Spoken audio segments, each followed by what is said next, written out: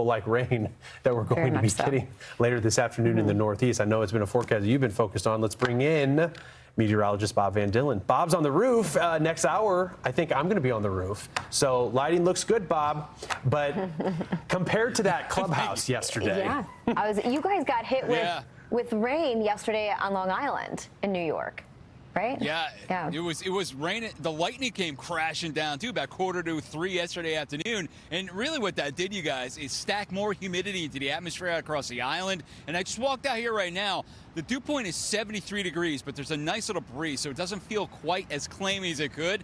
But we know that the dew points have been stacking up over the last few days. So now we got that potent area of low pressure driving in out of the Great Lakes, and it's going to set up shop over this region essentially right through Thursday. So it's kind of a weird situation. You get this cutoff low, and then a surface low develops underneath it and goes offshore from New Jersey, rotates around again in areas by really New England. So we're going to be stacked and jacked with rain for the next few days, going for about 8 inches or so of rain, possibly for the Hudson Valley down here, 3 to 5 inches of rain. So we got that full report coming up, you guys. And all this energy stemming out from the upper Midwest yesterday. You saw it, and you have all the video, and we've been talking about it this morning, the Wisconsin tornado. We got a state representative from Wisconsin who grew up in Appleton to be on the show at noontime around there, and we're going to talk to him about what he's seeing, what Wisconsin needs right now as well. So we're mopping up yesterday's storms, looking to the future today. There's more thunderstorm action across the mid-Atlantic states for the afternoon, but the big takeaway, we got massive heat dome moving off to the west,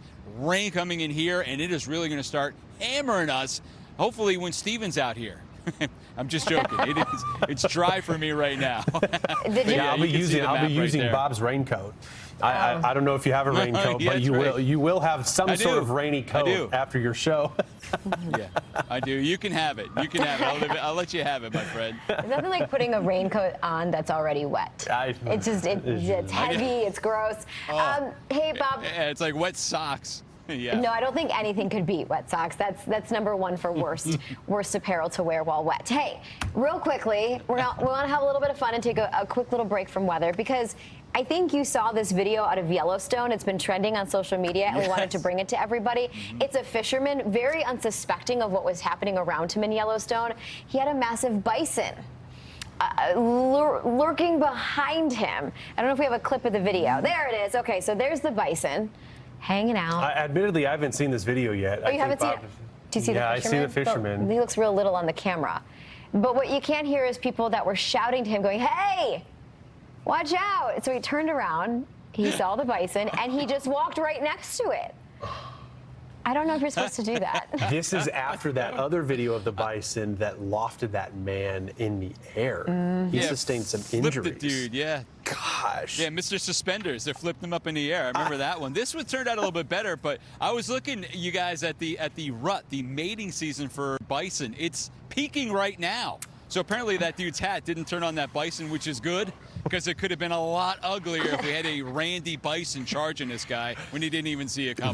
That would have been rough. Well, it's important to know mating season. Aren't they more agitated? Isn't that what it is? They're more agitated and a little bit more aggressive because it's time to compete. A little angry. Yeah. For the best of the best. I guess it makes sense, but also that fisherman did not see that other video of that man getting hit by the bison, because I think that reaction would have been much different. Yeah, I don't know. Be careful. You know, I don't know. He looked like somebody who's been fishing those waters for a very long time, and like he was one with the bison, but you never know. Okay. You're never gonna be one with I know, but did you see how casually he walked by? Yeah, it's true. It's like walking by a New Yorker on a hot day. All right, Fox Weather meteorologist, host of America's Weather Center, Bob Van Dillen. We'll be seeing you at noon. Thanks, Get inside. Yeah.